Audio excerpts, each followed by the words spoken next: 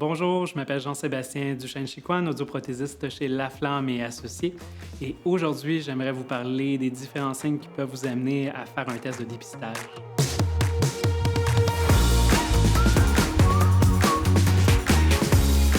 Quand je rencontre ma clientèle, beaucoup vont pas avoir l'impression d'avoir une diminution d'audition. Cependant, c'est très important de passer quand même un test de dépistage parce que les signes sont souvent très subtils.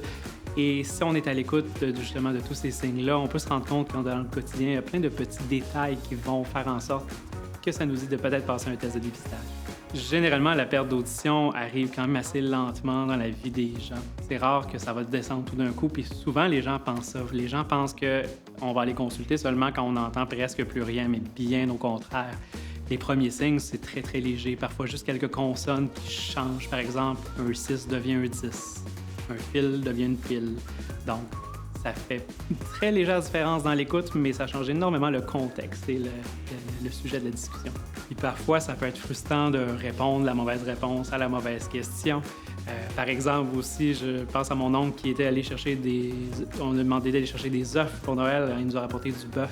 Pas tout à fait la même recette, mais ça a donné lieu quand même à un moment un peu rigolo. Chez Laflamme et Associés, votre santé auditive nous tient vraiment à cœur. Et nous vous invitons à prendre un rendez-vous pour un test de dépistage le moindrement que vous sentez un signe que peut-être votre audition aurait diminué. Car malheureusement, trop de gens finissent par s'isoler en ignorant la perte d'audition. Merci beaucoup et bonne journée.